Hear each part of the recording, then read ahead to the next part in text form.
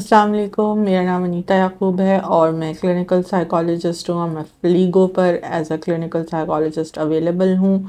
और आज हम ये बात करेंगे कि वो क्या अलामतें हैं जिससे जो है हमें साइकेट्रिक हेल्प की ज़रूरत होती है या हमें चाहिए होता है कि उस वक्त हम जो है वो किसी साइकोलॉजिस्ट को या किसी साइकेट्रिस्ट को दिखाएं।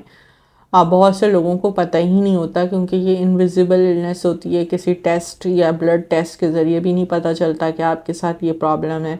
तो इस तरह से इसको कैसे असेस किया जाए, कैसे पता चलाया जाए कि हमारी फैमिली में या किसी हमारे लव वंस को जो है वो साइकेट्रिक हेल्प की ज़रूरत है और हमें उनको लेके जाना है, या हमें खुद रियलाइज़ हो कि हमें जो है साइकेट्रिक हेल्प की ज़रूरत हो।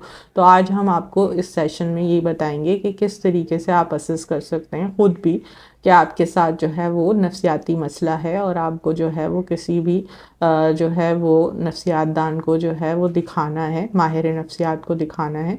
तो इसके लिए ये है कि आप सबसे पहले तो ये असेस करें कि आपको कोई इमोशनल डिस्ट्रेस तो नहीं हो रहा।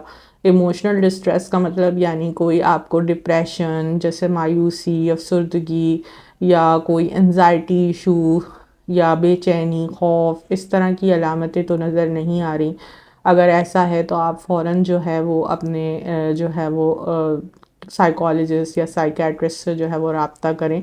इसके अलावा आपको सिग्निफिकेंट बिहेवियरल चेंजेस भी नज़र आती हैं, यानी एपिटाइट पैटर्न जो है, यानी आपके भूख लगने का जो पैटर्न है वो चेंज हो रहा है, या आपकी नींद जो है वो ख़राब तो नहीं हो रही, नींद बहुत ज़्यादा तो नहीं आ रही, बहुत कम तो नहीं आ रही।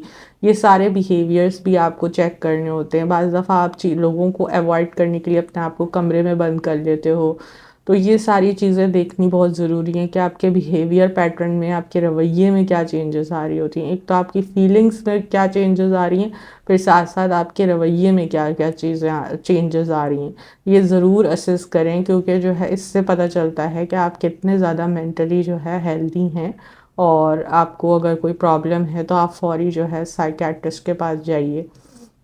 इसके साथ साथ जो है वो ये सब चीज़ें भी देखते हुए आप ये भी देखें कि कहीं सुसाइडल अटेम्प्ट्स तो नहीं कर रहा पेशेंट। सुसाइडल आइडिएशन आना यानी सुसाइड की ख्वाहिश होना और उससे रिलेटेड सोच का आना और एक अटेम्प्ट करना, इन दोनों में फ़र्क है। तो ये दोनों चीज़ों में से कोई एक भी हो रही है तो ये ख़तरे का बाइस है और इसको जो है फ़ौरन एक्शन लेना ज़रूरी है। बाज़ कंडीशन में पेशेंट को बहुत गुस्सा आने लगता है, एकदम हाइपर हो जाता है, हाइपर एक्टिविटी की तरफ चला जाता है, गुस्सा आता है, चीज़ें तोड़ फोड़ करने लगता है, लोगों को हिट करने लगता है। ऐसे में फिर हमें पेशेंट को फौरी हॉस्पिटलाइज करना पड़ता है।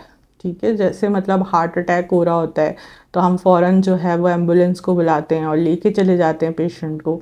इसी तरीके से जब बहुत सीरियस कंडीशन हो, इस तरह की, जैसे मैंने बताया कि गुस्सा आ रहा है, तोड़ फोड़ हो रही है और जो है लोगों को हिट कर रहे हैं या खुद जो है वो सुसाइड की अटेम्प्ट कर रहे हैं, तो ऐसी कंडीशन में फिर जो है वो थेरेपी या सिर्फ साइकेट्रिस्ट को दिखाने की ज़रूरत नहीं है, बल्कि फ़ौरन जो है हॉस्पिटलाइज करने की ज़रूरत है। तो उस वक्त जो है वो उसको कैसे किया जाए, आप कोई भी अच्छे साइकेट्रिक हॉस्पिटल से रब्ता कर सकते हैं, इमरजेंसी कॉल कर सकते हैं और पेशेंट की जान बचा सकते हैं। तो ये सारी चीज़ें हैं। इसके अलावा पेशेंट बाज़ दफ़ा अपने आप को सेल्फ हार्म करते हैं या फिर डिल्यूजन्स और हेलुसिनेशंस भी हो जाती हैं, यानी पेशेंट को कुछ आवाज़ें सुनाई देती हैं और कुछ दिखाई देता है जो कि रियलिटी में उस नहीं होता, उसका रियलिटी कांटेक्ट जो है वो इंटैक्ट नहीं रहता। तो ये सारी सूरत हाल भी हो सकती है। इसके अलावा ड्रग्स में चले जाते हैं पेशेंट्स, तो फिर ड्रग रिहैबिलिटेशन सेंटर्स बहुत सारे बने हुए, वहाँ पेशेंट को एडमिट कर दिया जाए।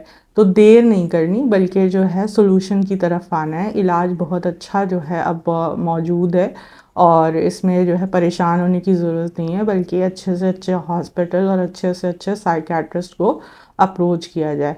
तो ये सारी चीज़ें हैं। इसके अलावा भी बहुत सी अलामतें हैं, उसके लिए आप असेसमेंट करवा सकते हैं, अपनी प्रॉपर साइकोलॉजिकल असेसमेंट करवा सकते हैं और उससे जान सकते हैं कि आपको कोई नफ्सियाती मसला है कि नहीं। Thank you so much.